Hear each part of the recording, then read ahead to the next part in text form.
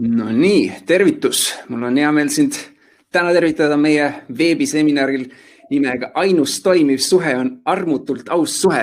Ja mina olen Roland Tokko, olen Edu Akadeemiks asutajatest ja nagu sa näed, siin juures olevad pildid, minuga siin on Mihkel Raud. Tänasel veebiseminaril mõned asjad, millest juttu tulevad kõige selle nii-öelda põneva juures, sest ma arvan, et lisaks sellele teemadest, mis meil juttu tuleb, see saab olema üks väga-väga selline lõbus, praktiline, võib-olla ka intrigeeriv ja kindlasti väga põnev. Et räägime sellest, et teist inimest ei saa õnnelikuks teha, ta saab ainult ise õnnelik olla. Seks on parem kui jalgpall, paraku suhtuvad naised ja mehed sellesse väga erinevalt ja kuidas jääda ellu siis, kui kallim su maha jätab ja kindlasti räägime paljust muust veel. Tõenäoliselt Mihkel väga palju sellist tutvustust ei vaja, aga siiski ütlen ära, Mihkel on Eesti muusik, kirjanik, saatejuht ja mis veelgi olulisem tänase teemaga kontekstis raamatu Võtku homme mind või saatan autor, mis 2020 aastal ilmus ja mis siis lammutab tükkideks ja paneb kokku suhete loomise, hoidmise ja lõhkumise kunsti. Ja Mihkel räägib seda väga ausalt siis suhetest naistega omale nii-öelda kohase sellise otsekohesuse, armutu eneseirooniaga ja sellise sisevaates isiklikku ellu, mida siis saadavad ebaõnnestumised, õnneotsingud ja nii edasi. Et lugesin ka ise selle raamatu läbi ja saan öelda seda, et praktilisi nõuandeid jagus seal üksjagu ja lisaks sellele, et kui sa seda raamatut loed, siis ma võin kinnitada, et su sõnavara laieneb, sest et väga-väga värvikalt paljusid teemasid Mihkel on siin kirjeldanud ja hea uudis tegelikult veel, mis ma tahan kohe ära öelda, on see, et selle veebiseminari lõpus loosime välja ühe selle sama raamatu ja ka 3-kuulise teadlikult õnnelik mina kogukonna liikmelisuse, mis on siis virtuaalne kogukond, toob sinuni Eesti oma ala parimad tegijad ja erinevatel teemadel igal kuul me sinuni neid teemasid ja esinejaid toome. Aprill siis suhete teema ja samamoodi selle veebiseminari lõpus annan sulle ka võimaluse sellest raamatust ja sellest kogukonnast väga headel tingimustel osa saada. Aga lähme selle tänase õhtu juurde. Tere Mihkel, mul on siin hea meel näha. Tervist, mul on väga hea meel olla sinuga koos ja kõigu selle seltskonnaga, kes meid arvutite vahel täna vaatab ja kuulab ja loodetavasti ka küsimus esitab. Ma loodan, et see saab olema niisugune kahepoolne või mis kahepoolne, mitte 1000-poolne, ma vaatan praegu seda numbrit. 2000 ja kahepoolne. Just 2500-poolne. Niisugune vestlus, et kui inimestel on küsimusi või mingid mõtted, mida nad tahavad jagada, siis ma hea meelega vastan, et jumala pärast ja tõesti väga muljetavaldav ja kihvt värk on sul, Roland, nii et soovin õnne ja loodan, et meie tänane vestlus tuleb sinu siis kogukonna liikmetele, kui seda tohib niimoodi nimetada, hariv ja lõbus ja loodetavasti ka inspireeriv. Ma selle viimast sõna just tahaksingi rõhutada, et ma võin ju rääkida, sina võid rääkida, kolmas võib rääkida, eks ole, oma kogemustest ja oma mõtetest ja asjadest, mida nemad on, eks ole, suhete või ükskõik mis muus valdkonnas aastate ja elu jooksul ette võtnud, aga ega seda kõike kopeerida on väga keeruline. Olukorrad on ju väga erinevad, aga et mingisugune väike inspiratsioon või niisugune, ma ei tea, kas või soov oma suhete ja oma mõtte ja hingemaailmaga natukene rohkem töötada, et see võiks tänasest vestlusest vast ehk inimestel tekkida. Väga hea.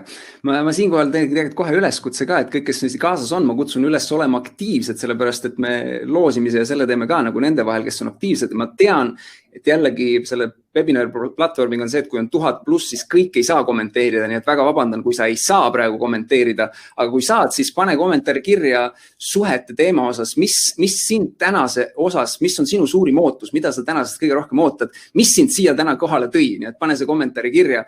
Aga Mihkel, ma mõtlesin, ma tahaks alustada sellise natuke intrigeeriva algusega, et sa oma raamatus selle välja tõid, et sa oled teada tuntud inimestele kui sellise hästi terava sõnavõtuga ja kui siis Superstaari saates, siis kõik kardavad, et mis nüüd Mihkel suust välja ütleb, alati põnevusega ootavad.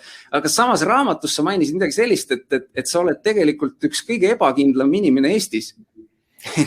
Et kuidas see nagu kokku läheb, see läheb ei lähe nagu hästi kokku.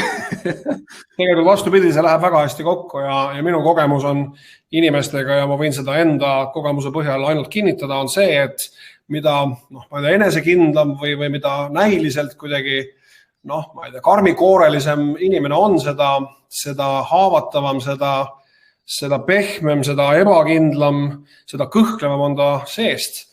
Ja ka vastupidi, et me näeme tihti nagu inimesi, kes väliselt võib-olla mõjuvad kuidagi niimoodi,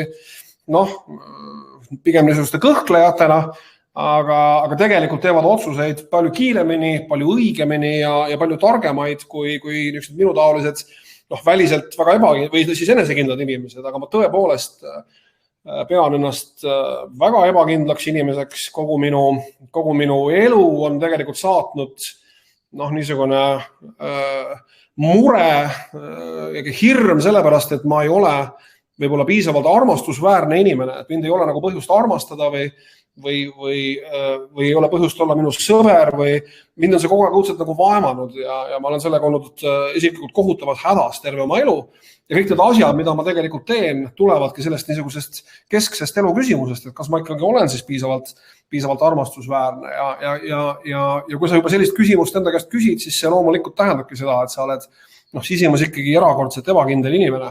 Ja see ebakindlus ei väljendu ainult selles, et ma ei suuda, hommikul otsustada, kas ma ei tea, söön putru täna hommikul või müslit. Ka sellise dilemma käes ma olen võimeline vaevlema 10-15 minutit ilma naljatamata. Ma lihtsalt ei suuda ära otsustada, aga mitte niisugused triviaalsed asjad ei ole ainult minu ebakindluse väljendus, aga kõik asjad, tõesti nagu ka suuremad, põhimõttelisemad, niisugused elufilosoofilisemad küsimused ja otsused, ma jõuan nendeni erakordselt aeglaselt, nende vastusteni ja otsusteni ja isegi kui jõuan, siis ma alati vajan selleks ikkagi välist jõudu ja välist abi ja see väline jõud või see väline abi tavaliselt tuleb minuni läbi minu elukaaslase, minu abikaasa või girlfriend'i või kes iganes ühel või teisel eluhetkel on olnud see inimene, keda ma kõige rohkem usaldan ja nii et selles mõttes niisuguse ebakindla inimese jaoks inimsuhe või niisugune partnerlussuhe, ma pean siis ilma niisugust romantilist partnerlussuhet on veelgi olulisem kui enesekindla inimese puhul, nii et jah, väljastpoolt võin ma ju jätta tõesti niisuguse mulje, et ma muudku ainult sellest nagu elangi ja et saaks teistele inimestele kuidagi halvasti öelda ja küllap see pool on ka minus tegelikult olemas, aga jah, ütleme, sisimas ma olen ikkagi erakordselt niisugune ebakindel, jah, tõenäoliselt kõige parem sõna inimene. Ma küsisin seda selle osas, et just, et paljud inimesed mõtlevad, et sa oled niisugune avaliku elu tegelane ja teed siin on ju Singer-Vingerit ja annad raamatuid välja ja sul on tuntud vanemad ja nii edasi ja kõik selline, et sul võiks justki olla selline nagu teatud mõttes mingisugused eelised teiste ees, aga tegelikult me oleme inimesed nagu kõik teised ja ma tahtsingi seda ja samamoodi mu enda puhul, et mul tänase veebiseminari osas ma sulle Mihkel enne ütlesin korra, et mul oli niisugune, kui me selle kokku leppisime, siis oli vaatasin, et üks webinaridest, mis me siin ikka teinud oleme, meil on 200 tükki neid juba teinud ja siis äkki teised hakkasid ütlema, et kuule, et sa teed nüüd Mihkliga, et kuule, kas kuidagi on kuidagi natuke võtab võbelema ka või miks peaks või kuidagi ma olen ju teinud nii palju neid. Ja siis ma lugesin su raamatut ja siis seal hästi palju juttu sellest on ju ka, kuidas sa oled ikkagist inimestega ja sa tõmbad seal neid ribadeks ja nii edasi, kui sa ise intervjueerid ja nii edasi, siis hakkas endal vaikselt niisugune, et kurat, aga äkki ma peaks natuke nagu ikkagist jala värisema võtma täna sees on ju.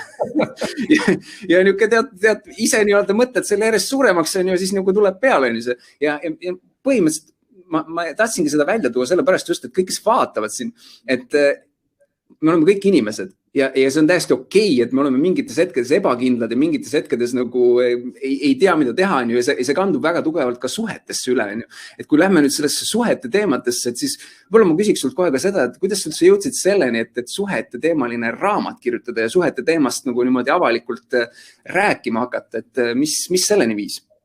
Ja, enne kui ma sellele küsimusele vastan, ma veel väikese täienduse, et üsna niisugune tavapärane või üsna niisugune levinud olukord on minu elus see, kui mõni inimene tuleb mulle juurde, inimesed väga tihti astuvad juurde, räägivad midagi ja siis me räägime võib-olla 5-6 minutit täitsa nagu võõras inimene tänaval ja siis ta tänab vestluse eest ja ütleb, et ei olegi niisugune mölakas, nagu ma arvasin, et te olete. See on tore, ma ei tea, kas selle üle kuidagi kurvastada või rõõmu tunda, eks ole. Rõõmu tunda, et ma ei olegi, eks ole, niisugune tõbras, aga võib-olla siis kurvastad selle üle, et see avalik kuvand on jah, kuidagi niisugune, aga tõsi on see, et see niisuguse tõpra ja niisuguse kivinäo või kivisüdame kuvand on mul muidugi aidanud elus teha neid töid, mida ma teen, olgu see siis tõepoolest teiste inimeste ma ei tea, intervjueerimine või tõesti ka siis mingisuguses talendikonkursis nende laulvate noorte inimeste ma ei tea, siis hindamine või kuidagi nende kallal keele tervitamine.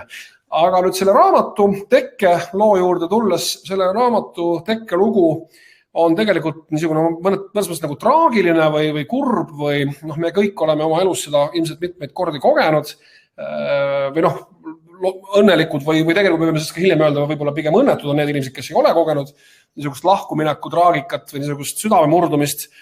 Ma arvan, et see kogemus tegelikult on väärtuslik. Mina olen neid niisugusi mahajätmisi ja niisuguseid õnnetuid lahkuminekuid oma elus ikka 2-3 korda kogenud ja ma ei ole sellest saladust teinud ka selles raamatus esimeses peatükis seda ka kaunis detailselt kirjeldan, kuidas siis jah, tõepoolest minu abikaasa, kellega me oleme küll nüüd jätkuvalt koos, teatas mulle, banaalselt väljendus, et tal on nüüd uus mees. Ja see muidugi, selline informatsioon või selline teade loomulikult niidab, eks ole, iga inimese jalust. Ja selles raamatus ma tõesti esimese peatüki jagu täpselt kirjeldan, mis siis nagu juhtus. Ja sellises südame murdumise ja niisuguses peksa saanu olukorras ma hakkasin mõtlema ühel hetkel selle peale, et see ei ole ju päris esimest korda, et niisuguse asju on ju ka varem juhtunud. Ja äkki see on mingisugune muster või äkki see probleem ei olegi nendes naistes, kes mind süstemaatiliselt maha jätavad. Süstemaatiliselt on muidugi teatav niisugune liialdus, aga ehk ei olegi probleem alati sellest teises pooles, et ma olin siiamaani võib-olla niisuguse enesekeskse ja mis on alati ka rumala inimesena arvanud, et lahkumineku põhjuse taga või lahkumineku põhjus alati on see teine inimene. Et ma hakkasin mõtlema, et küllap võib-olla see siis ei ole nii, et äkki mina olen ka milleski süüdi ja otsustasin selle kohta nagu rohkem lugema hakata ja selle üle rohkem mõtisklema hakata. Ja ma avastasin oma jahmatuseks, et 50-aastaselt see sündmus toimus 2019. aastal, 2 aastat tagasi, et siis ma olin 50-ne. Et 50-aastaselt hakkan ma elus esimest korda huvi tundma niisuguste asjade vastu nagu inimsuhted. Ja küllap ma olin ka jälle niisuguses mõningases võib-olla jah, tõesti niisuguses ülbuses või üleolekus arvanud, et see on mingi niisugune spirituaalne tilu-lilu ja ma olen kõva mees niigi, et mul ei ole vaja neid asjade kohta midagi lugeda ja loevad ainult, eks ole, mingid ullikesed. Tegelikult see ei ole nii ja hakkasin tõesti nende asjade ja teemade vastu nagu sügavamat huvi tundma ja sain teada nii enda kui ka naiste, kui ka inimsuhete, kui kõige selle kohta ikkagi hämmastavaid asju, mille peale ma ei olnud nagu ise suutnud varem kuidagi nagu mõeldagi või mille peale ma ei olnud kuidagi varem suutnud üldse tullagi. Ja selle informatsiooni rohkuse käes tekkis mul siis mõte, et aga miks äkki minusuguseid on veel? Äkki veel Eesti mehi, kes tõepoolest ka arvavad, et inimsuhted seisnevad selles, et naine teeb tema eest umbes kõik ära ja teeb ta õnnelikuks ja mees siis vaatab, kuidas ise saab. Eks. Et äkki selliseid mehi on veel ja ma mõtlesin, et ma kirjutan oma kogemuse, oma mõtted, oma mingisugused asjad, kogu selle informatsiooni, mida ma oma omamoodi raskel paranemise teekonnal ette võtsin, ma kirjutan selle raamatuks. Ja see on selgelt niisugune meeste raamat, ta on kirjutatud, eks ole, sellises stiilis, et võib-olla niisuguse õrnema või rafineerituma tekstiga harjunud ma lugeja ta võib-olla esimese hooga, et ehmatab isegi selle ära mõnes kohas, aga minu kogemus on öelnud ka seda, et mida rohkem meestele suunatud raamat, mida on vabama käega kirjutatud raamat, seda tegelikult suurema huviga loevad seda raamatut ka naised, seda enam, et tegelikult ma loodan vähemalt, et see raamat sisaldab ka mingisugust informatsiooni, mis võib-olla naisi aitab rohkem, ma ei taha öelda meestest aru saama, aga võib-olla mõistma mingisuguseid asju, mida me teeme ja miks me neid teeme ja loodetavasti see siis kuidagi on huvitav ja kasulik niisugune lugemine nii meestele kui naistele ja nii palju, kui ma tean, nii palju kui lugejad mul on tagasi kirjutanud ja väga-väga paljud on, see on minu raamatute või minu töö üks suuremaid rõõmuhetki, on see, kui lugejad mulle tagasi kirjutavad, mida nad siis arvavad sellest, mida ma olen kirjutanud. Et selle tagasiside põhjal ma võin küll ka julgelt kinnitada, jah, et need lugejaid on naiste hulgas vaata, et rohkemgi kui meeste hulgas ja see üldiselt muidugi paratamatult raamatu lugemisega üleüldse nii on, et naised loevad suurema, ükskõik millised raamatud, et naised üldiselt loevad rohkem kui mehed. Et see ei ole ainult raamatutega, ma olen rohkem kui kindel, meil täna siin veebiseminaril suhtarv on tõenäoliselt umbes 80% või rohkem protsenti naised ja ülejäänud mehed on. Et tegelikult üks huvitav kommentaar tuli enne seda webinari, keegi naisterahvas küll kirjutas, et meil oli pealkiri on ju, et armutult aus suhe ja siis, et kuidas siis niimoodi, et nüüd kaks meest räägivad, et nagu suhete teemast, et peaks nagu mõlemad pooled esindatud olema, et siis ma nagu vastasin sellele kommentaarilt, et minu arust nagu naised räägivad väga palju suhetest, väga harva, kui mehed sellel teemal sõna võtavad ja et nagu võiks nagu just olla veel huvitavam näha, kui kaks meest nagu avameelselt ja ausalt suhetest räägivad. Ja seetõttu ma arvan nagu ka tunnustan väga, et see selline raamat see tehtud ja samamoodi ma oma teekonnast lühidalt öeldes on ju, ma siis ütlen, õnneks ma jõudsin natuke varem selleni taipamiseni, et tuleks suhete kohta õppida ja umbes nii 5 aastat tagasi minu jaoks nagu ka peale minu teist nükest natuke pikemat suhet tuli see nagu mõte, et okei, nüüd oleks aeg õppida selle kohta, et tahaks nagu, ma olen siin paar suhet nagu läbi käinud ja nükest pikemat ja ma tõesti ei saa aru nagu, miks need asjad on niimoodi läinud. Mõnest asjast võib-olla olen aru saanud, mida ma valesti tegin, aga kuidas õigesti teha, ei tea. Ja samamoodi pani mind nii-öelda otsima ja mingit eriala materjali ja asju läbi töötama ja tegelikult siis raamatul 12 asja, mida koolis ei õpetatu ja sellel ka üks peatükk on tegelikult suhete teemal. Nii et ma arvan, et see on tegelikult just väga nii-öelda tervitatav, et mehed ka nendel teemadel räägivad ja seetõttu väga-väga suur tunnustus sulle ka, Mihkel, et sa selle ette võtsid. Aga räägime korras sellest ka, et see pealkiri, ainus toimiv suhe on armutult aus suhe. Mis sa selle all mõtled? Armutult aus suhe? Ma olen aru saanud sellest, et nüüd võib-olla jah, tõesti viimase paari aasta jooksul, et suhe saab olla nagu tugev ja kestev ainult siis, kui üksteisega või teineteisega räägitakse ja räägitakse ausalt ja räägitakse ka nendest asjadest, mis teevad haiget, mis ongi valusad, mis ongi armutud, millest kõnelemise eest mina olen terve elu isiklikult ära jooksnud. Ma olen suhteliselt niisugune tüüp, kes jällegi teataval elukogemusele tuginedes teab, et asjadel üldiselt on ju kalduvus, eks ole, laabuda ja küll asjad lõpuks lahenevad, aga selle probleemne osa on see, et see tähendab minu jaoks ikkagi seda, et ma pistan lihtsalt pea liiva alla ja loodan, et probleem läheb ära, kui ma silmad kinni pigistan ja seetõttu on selge, et asjadest tuleb rääkida, olla selle kõige juures nii aus kui võimalik. Tõsi, alati ei pea ja ei saagi ka olla tingimata väga aus, ka sellest ma oma selles raamatus nagu põgusalt kirjutan, et sellel aus olemisel siiski, aus olemine peab olema, kuidas siis öelda, et sellel on ka teatavad niisugused piirid, et kui sa aus olles justkui tegelikult oled aus ja selleks, et oma südametunnistus kuidagi puhtaks teha, aga teisele inimesele samal ajal haiget, sest parem olla vahit ja mitte aus. Aga tõsi on see, jah, et suhted vajavad seda, et partnerid omavahel räägiksid ja räägiksid ka millestki muust kui see, kes täna poodi läheb ja kes lapsed koolist koju toob ja kes korteriühistul koosolekul viibib. Need on ka olulised asjad, millest tuleb rääkida. Aga need probleemid on väga kiired tekkima, kui inimesed ei räägi asjadest, kui inimesi tegelikult ei huvita, mida teine inimene tunneb. Või ta isegi huvitab, aga tal ei tule nagu pähe tulnud selle kohta küsida oma partneri käest. Et siis on need probleemid väga kiired tulema. Ja siis ajame kõik, eks ole, mehed silmad punni, kui naine teatab ühel õhtul, et tal on nüüd uus mees, keegi, kes pakub talle emotsionaalselt seda, mida sina ei ole talle suutnud, ma ei tea, 10 aasta jooksul pakkuda. Ja see teeb meile kohutavad haiget ja siis me kuidagi nagu põeme ja oleme nagu, eks ole, vigastatud loomad. Ja murtud süda ongi tegelikult vigastus. Mitte küll füüsiline vigastus, kuigi ta mõjub ja tundub võib-olla aeg-ajalt füüsilisena.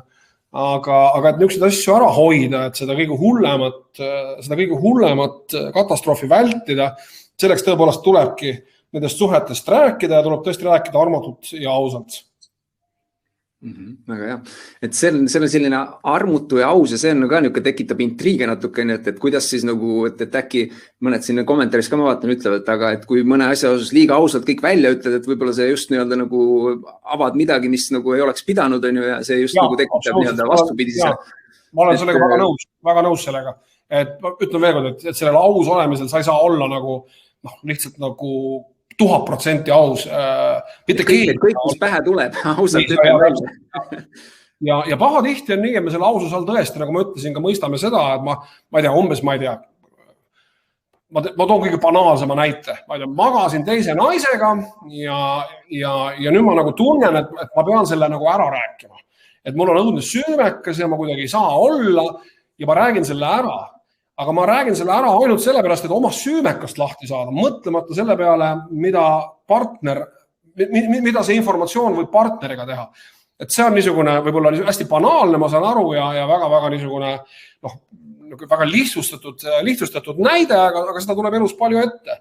Ja ma muidugi jumala pärast ei tahanud võtta vastutust kõikide nende inimeste eest, kes kõrvalhüpped sooritavad ja siis ei räägi sellest oma partnerile. Aga mõnikord ei ole see, ma arvan, et see mõnikord, see ära rääkimine, eriti siis, kui ta tõesti teenib nii-öelda minu öörahu või minu unerahu või minu südametunnistuse nii-öelda siis kergendamise eesmärk ja mitte seda, et partneriga kuidagi nagu paremini edasi minna, et siis ma usun ja arvan, et siis jah, parem see niisugune, sa ei valeta, kui sa jätad midagi rääkimata. Et siis jah, ma olen sellega väga nõus, et aususel on inimsuhtes mingisugust teatavad piirid. Aga me keskendume sellele kole palju, et siiski ma arvan, et suurem osa asju on ka ausalt ära räägitavad. Kuigi ma usun, et meie kõikide hingedes on mingisugused nii tumedad ja sügavad kuidagi katakombid või mingid kohad, kuhu me isegi võib-olla ei julge vaadata. Ja kui me sinna siis vaatame midagi teada saame, siis võib-olla kohe ei ole mõtet oma partneri juurde joosta talle rääkima sellest, mida sa oled sealt leidnud või avastanud. Et kõigepealt tuleb see asi nagu enda jaoks tõenäoliselt läbi protsessida. See on hea point, kas on see nagu selle osas, et kui seda nii-öelda seda mis iganes asja siis ausalt tahaks ära rääkida, et see, et kuidas sa seda räägid, et see ei ole lihtsalt nii-öelda, ütlen välja, oli niuke asi, vaid et see nagu, et see õiges kontekstis, õiges nii-öelda selles nurgas on ju õige nii-öelda lähenemisega, et kas selle osas on sul ka mingisugune tunnetus tekkinud, et mismoodi sellist väga armutult ausat asja nagu oma kaaslasele edasi anda, eriti kui see on niuke väga delikaatne teema. Jaa, siin on jällegi hästi raske on anda soovitust konkreetse juhtumi puhul, eks ole, aga üldiselt ma arvan, et kui sul endal näiteks on vaja näiteks Liinale midagi vaja olulist ära rääkida, ausalt tahad öelda niuke väga selline teema, mida ei ole lihtne öelda, et on sul mingisugune niuke lähenemine sellele? Jaa, kõigepealt tuleb inimese käest küsida, kas tal on selleks aega, et ei ole mõtet minna, kui sul tahab midagi väga tõsist rääkida naise juurde, kui ta parajasti lapsi riidesse paneb, et nendega lasteaeda või kooli minna, vaid need sinna viia, et suleks tuleb ikkagi nagu ilmselt valida niisugune mõistlik ja hea hetk, et inimesel oleks nagu aega sellesse kõigesse süveneda. Aga kui sa tõesti nagu mingit ebameeldivat asja või mingisugust tõsist sõnumit tahad edasi viia, siis ma olen muidugi aastaid proovinud niisugust koera nii-öelda sabahaaval lõikumist ka, et ma ei tea, kuidagi üritan inglisega öeldakse sugarcoat imiseks, nimetatakse seda, et ma üritan ta kuidagi nagu suhkruga kokku määrida selle hirmsa asja, et tegelikult see ikkagi ei tööta, et kui sul on ikkagi mingisugune tõsine oluline sõnum, siis ma arvan, et kõige lihtsam on see sõnum kuidagi ära öelda ja ma olen sellest ka väga halb olnud terve elu ja olen ka praegu, aga need vähesed korrad, kus ma olen mingi asja ära öelnud, nii nagu see asi tegelikult on, need korrad on olnud tegelikult kõige kõige meeldivamad ja sellele suhtele kõige kasulikumad ja minu naine näiteks väga hindab seda ja ta peab seda niisuguse usalduse kõige suuremaks avalduseks, kui ma räägin talle mingeid asju, mida mul on võib-olla raske rääkida ja mis mulle endal on ka kuidagi ebamugavad. Olgu need siis minu mõtted või midagi, mis ma olen teinud või plaanin teha. Et see tegelikult, me võime ju karta mõnes mõttes, eks ole, seda reaktsiooni, mis meie partneri käest tuleb, aga minu kogemuses inimesed tegelikult hindavad seda. Vähemalt minu naine hindab ja ma usun, et ka väga paljud teised. Jah, ma usun ka, et kommentaaris võivad naised märku anda, et kuidas on, kas hindate ausust, kui mees räägib ausalt. ja ma ütlen natuke stereotüüpsed juttu korra ka, et keegi Margus kirjutas, et tellisin just raamatu ära, et meestel ikka meeldib nagu kohe nagu enneaegselt. Ma ütlesin alguses, et me anname lõpus hea võimaluse, kuidas sellest osa saada, aga keegi juba tellis ära. Aga lähme siit selle õnnelikuks tegemise juurde, et teist inimest ei saa õnnelikuks teha, et ta saab ainult ise õnnelik olla. Et kas samas nagu mitte just paljud selle pärast kokku ei saa, et tunnevad, et mul on midagi puudu, see teine inimene annab mulle midagi ja siis ma olen nii-öelda nagu tervik ja siis ma olen õnnelik. Et see on niisugune mõlema pidine, aga mis su selle nii-öelda pointi taga on, et teist ei saa õnnelikuks teha, et ta saab ainult ise õnnelik olla? See on väga hea küsimus, hästi oluline küsimus. Et tõepoolest liiga paljud inimesed lähevad suhtesse sellepärast, et nad kuidagi tunnevad, et nad ei ole terviklikud ja nende nii-öelda maailm ei ole täiuslik, et neil on vaja selleks teist inimest, et nad muutuksid terviklikuks isiksuseks. Ja see on hästi levinud, ma olen ka seda ise tundnud ja see töötab ka natukene vastupidi. Minu puhul see töötabki niimoodi, et kui ma mõne naisega kohtun või kui ma kohtun kellega meil tekivad romantilised tunded, siis ma justkui nagu tunnen, et nüüd minu ülesanne on teha ta terviklikuks. Tema käest seda tihtilugu ise küsimata. Aga kui inimene tuleb suhtesse nii-öelda poolikuna, ta tuleb suhtesse, kas just lausa õnnetuna, aga vähemalt mingisuguses teadmises või tundmises, et ta ei ole ilma teise inimeseta tervik, siis ma kardan, et sellest suhtest ei saa midagi.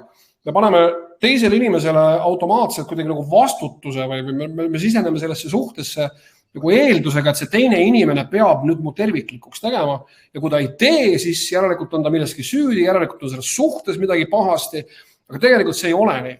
Et see niisugune teise terviklikuks tegemine, see on väga hea, Roland, et sa selle võtsid jutuks, sest see on minu meelest nagu keskne ja kriitilisem probleem inimsuhetes. Ja ka minu omades on see alati niimoodi olnud.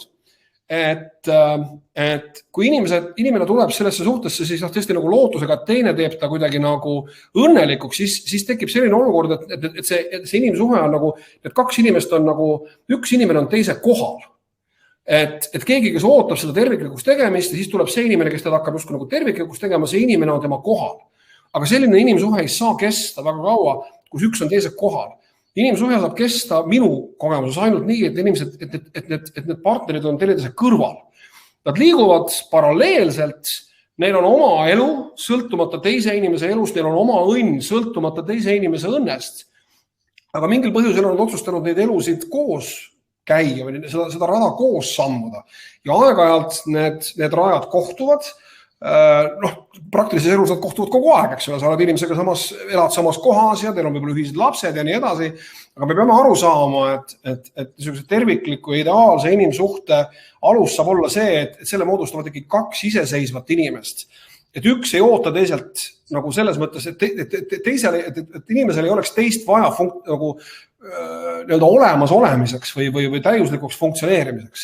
Ta peab olema suuteline seda ise tegema, ainult nii saab see suhe olla õnnelik. Ja minuga on täpselt olnud see niisugune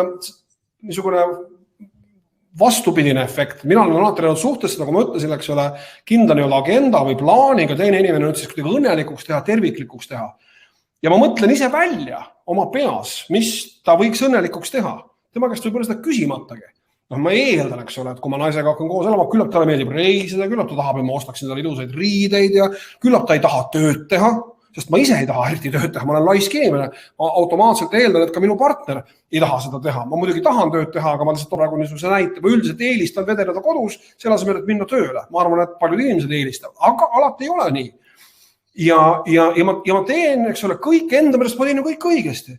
Ma ju tegin nii, et sa ei pea tööl käima, ma ju tegin nii, et sa saad igal pool reisida, ma ju tegin nii, et sul on, ma ei tea, kõige ilusamad riided ja kõige see. Mis nüüd siis viga on? Unustades ära, ma tegelikult ei tea, kas inimese nägemus õnnest on selline, nagu see minu nägemus on. Ja ma kuidagi nagu olen üritanud aastaid oma partnerit kuidagi pressida sellesse õnne mudelisse, mille mina olen oma peas välja mõelnud. Mina olen välja mõelnud, et inimene on õnnelik siis, kui tal on need asjad ja siis ma annan talle need asjad, aga ta võib-olla ei tahagi neid asju. Okei, muidugi kõigile meeldib reisida ja ma ei tea, kõik tahavad seda teist ja kolmandat, aga tihtilugu on veel asju, mida inimene tahab. Aga vaat see minu niisuguse õnne konstruktsiooni või mudelisse ei mahu. Ja siis ma küsin, mis nüüd viga on, eks ole? Ja miks sa õnnetu oled? Aga vaat sellepärast ongi, et ma tegelikult ei ole ju inimese käest küsinud, mis ta õnnelikuks teeb. Ja tegelikult jällegi nüüd minna selle teise poole perspektiivi, eks ole, kui ma tulen suhtesse eeldusega, et teine inimene teeb mu õnnelikuks. No, siis ei saa see suhe olla õnnelik, kui üks inimene on oma hinges või oma õnnetajus kuidagi poolik ja teine inimene peab selle poole siis kuidagi nagu ära täitma. Et ei, et see suhe, kahe inimese suhe ei saa olla niisugune teineteise peal olemine või teineteise kohal olemine, üks on teise kohal, vaid see saab olla ikkagi kaks võrdset partnerit ja võrdset nagu kõiges, võrdset asjade otsustamises, võrdset, eks ole, asjade ettevõtmises ja nii edasi. Et see on see, mida ma nagu silmas pean. Sa mainisid oma raamatus ka raudtee on ju nagu kaks nagu panevad liiprite peale ja mul tegelikult sellega seostus, ma ei mäleta, kust ma seda kuulsin, aga minu jaoks jäi hästi kõlama selline mõte, et tihti inimesed saavad kokku, et nagu kaks katkist ratast saame kokku, siis moodustame terviku, on ju, terve ratta. Et see tundub jube hea nagu, on ju, et niuke nagu illusioonina, et kuule, et paneme, aga mõtle, kui sa veerema hakkab, on ju, natuke läheb mööda, on järjest rohkem hakkab loksuma, need konarused hakkavad järjest rohkem välja tulema ja lõpuks need kaks ratast lagunevad laiali, on ju, veel rohkem, on ju, juba, kui nad olid katkised, on ju. Ja selle asemel palju parem on see, et saavad kaks tervet ratast kokku ja veerevad on ju siis nagu eluteel nagu koos, on ju, et see nagu läks minust ka hästi sellega kokku ja ma nagu enda jaoks ka võtsin selle kaasa ja mis ma nagu ise tundsin, et kui ma läksin suhtesse nüüd uuesti, siis peale seda, kui ma olin õppinud teemade kohta, ma tundsin seda, et ma olen ka üksi olles õnnelik.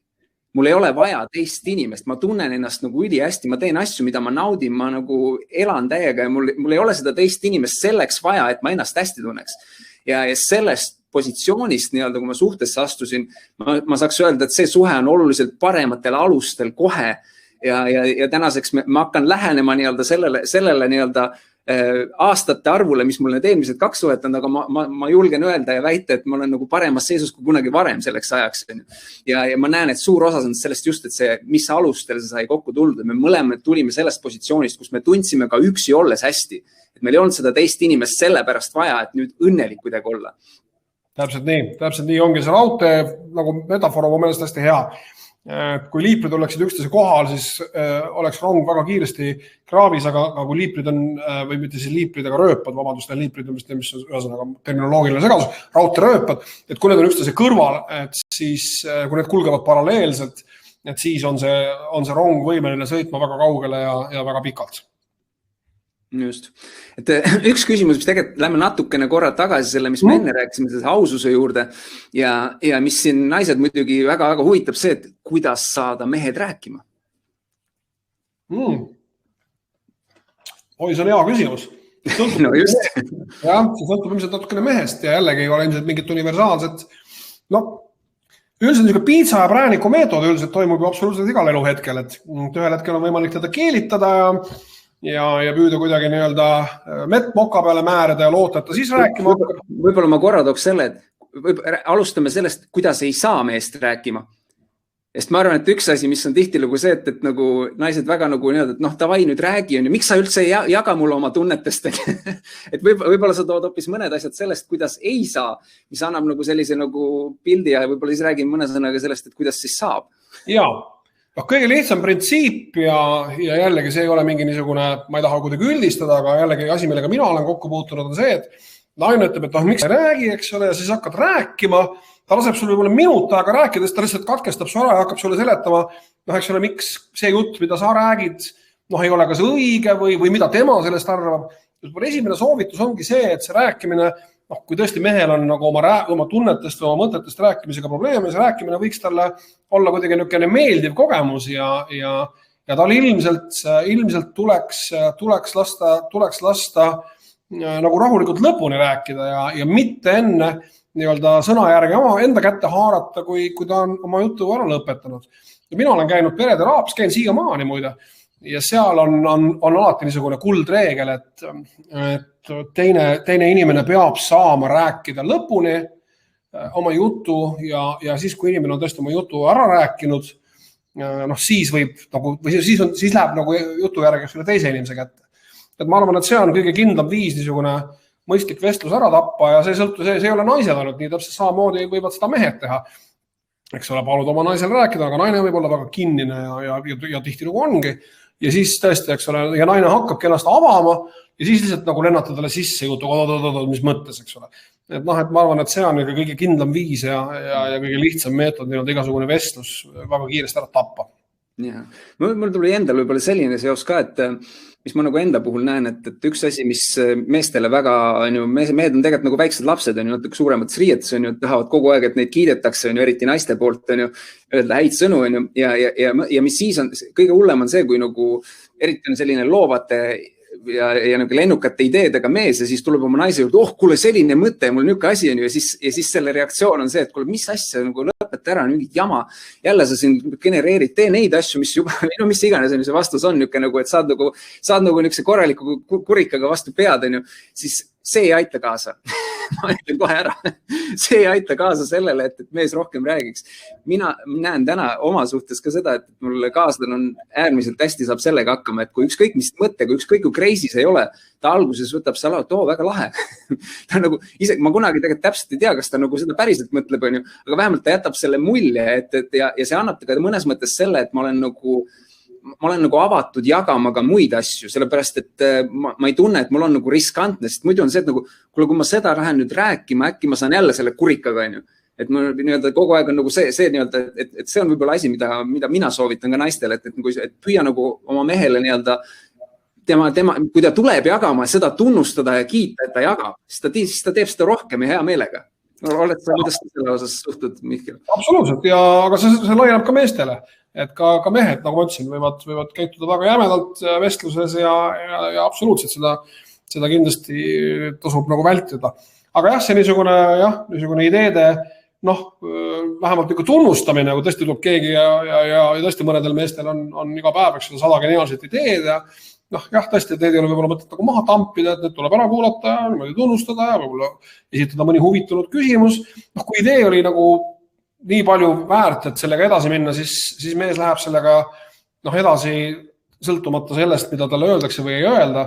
Aga tõesti tihti nagu suur osa nendest ideedest, millega me oma partnerite ees esineme või mida me nagu jagame nendega, on meil järgmiseks päevaks juba ununenud, nii et niimoodi nagu teise inimese ideed kuidagi nagu kiiresti ja konkreetselt kuidagi lukku ehmatada ilmselt ei ole väga sügavat mõtet.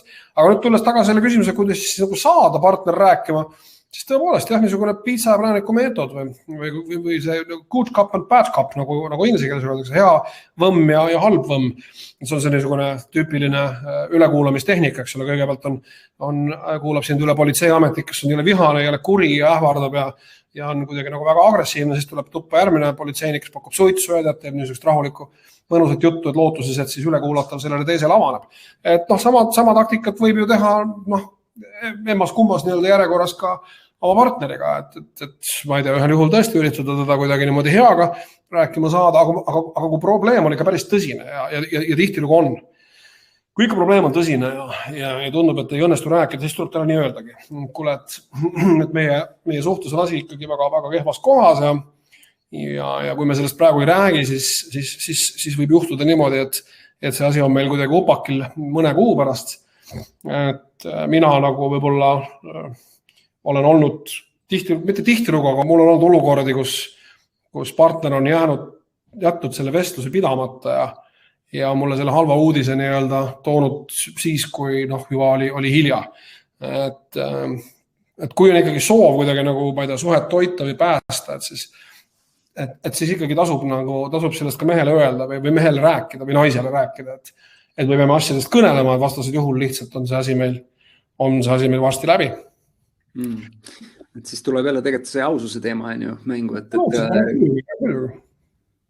Ja, aga tuleks korra veel selle õnnelikkuse selle juurde tagasi, et mis on ka nagu siin palju, et kuidas siis ikkagist ise olla õnnelik selles suhtes ja seda nii-öelda siis säilitada, et ei tekiks ka seda, mis on aeg-ajalt on, et sa lähed võib-olla suhtesse, on kõik nagu juba hästi ja rõõmus on ju see armumise perioodil ka on ju väga äge on ju, aga siis see selline enda õnnelikkus nagu kuhugi kaob on ju, et kuidas seda nagu nii-öelda, et hoida seda nagu ka, et ei ole lihtsalt selline, et lähen on hästi ja siis nii-öelda hakkab nii-öelda alla mäge minema jälle sealt maalt. Ja ma arvan, et sellisugune iseseisvus on erakordselt tähtis ja seda on lihtsam öelda kui teha. Et partnerid peavad tajuma, et nad on selles kooselus või selles ühiselus võrdsed. Igas mõttes võrdsed. Et mõlema arvamus on oluline. Et see ei käi kuidagi niimoodi, et mina otsustan oma partneri eest asju või partner otsustab minu eest asju. Et otsused peavad sündima ühised otsused, peavad sündima konsensuslikult. Ma arvan, et ka majanduslik iseseisvus on väga tähtis. Et jällegi see on niisugune minu näide tüüpiline, ma kujutan ette, et naine on rõõmus siis, kui ta jääb tööl käima, ei teeni midagi. Mina ju teenin, et see ongi minu töö, eks ole. Mina muudkui teenin ja sina muudkui kulutad.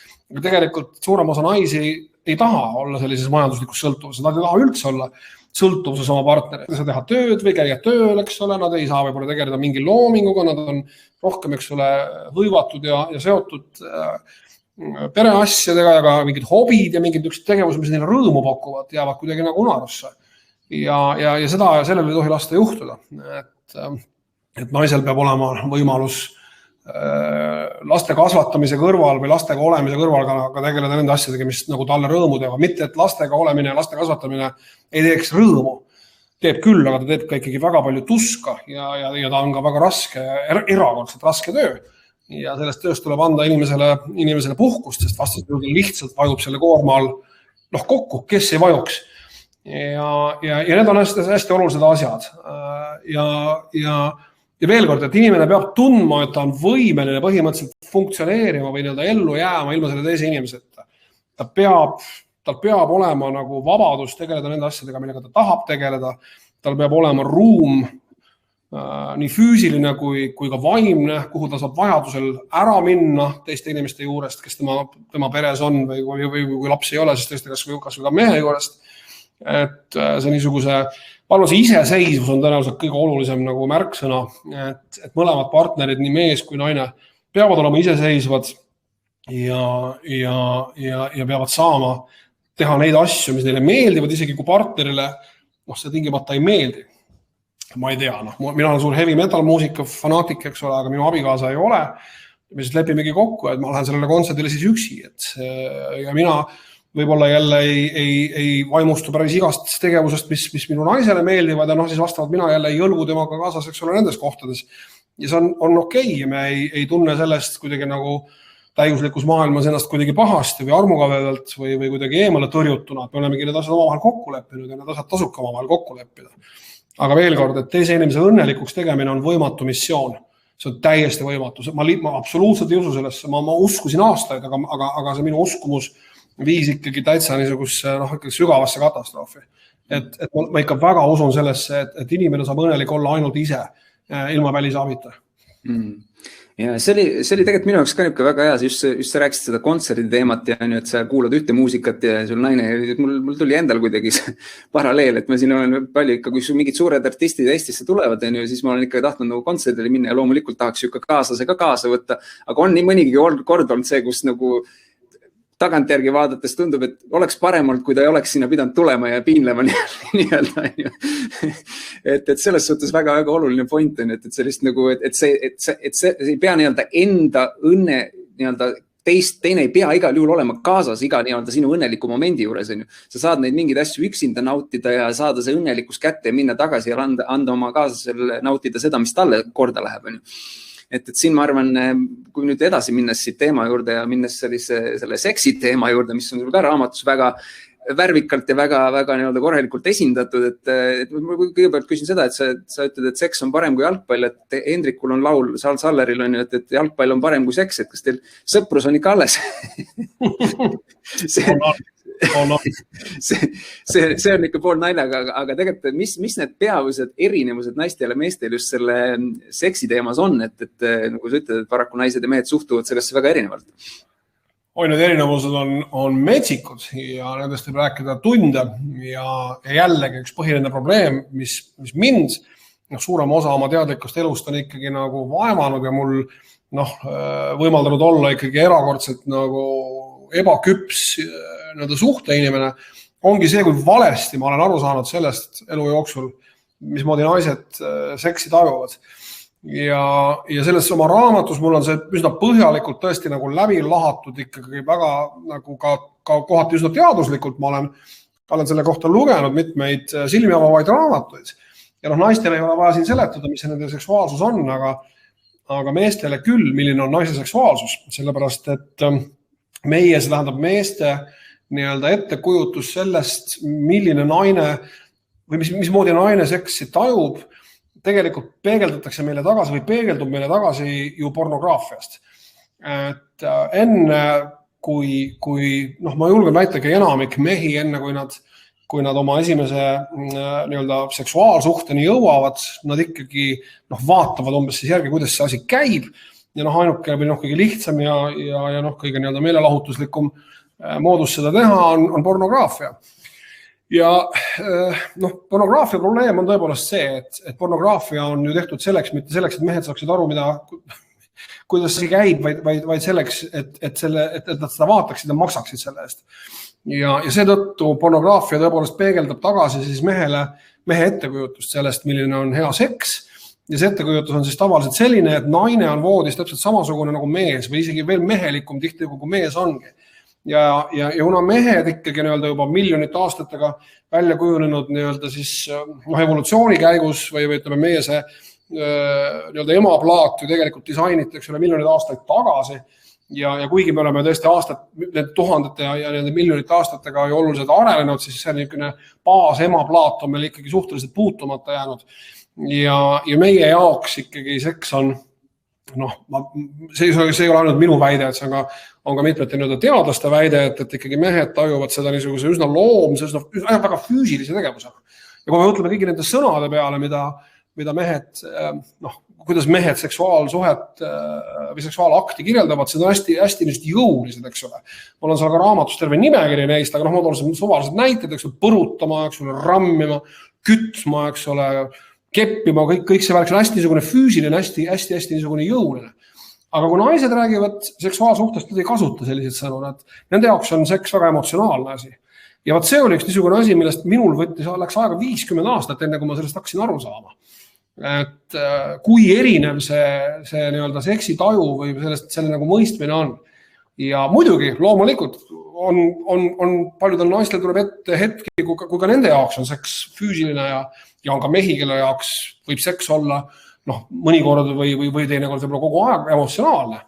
Aga nii-öelda põhiliselt või nii-öelda niisuguses ma ei tea, baaskontseptsioonis on see ikkagi nii, et meeste jaoks on ta füüsiline, naiste jaoks on ta väga, väga emotsionaalne. Aga kuna me pornograafia järgi oleme aru saanud, et ka naised tahavad seda asja kuidagi nagu võimalikult füüsiliselt, siis me kuidagi nagu ronimegi neile selga, täpselt selles ettekujutuses, et see täpselt niimoodi käib. Ja oleme siis hämmingus, kui nad kuidagi nagu ei vasta selle lootusele, mida me oleme kuskil pornograafias või oma mingisugune fantaasia maailmas, eks ole, seksi kohta enda jaoks kuidagi konstrueerinud. Ja see on suur probleem.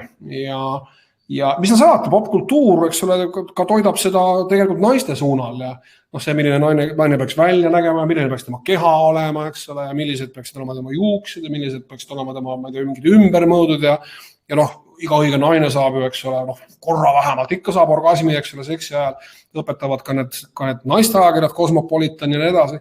Tegelikult see ei ole nii ja ei saa kõik naised orgasmi ja ei peagi saama alati.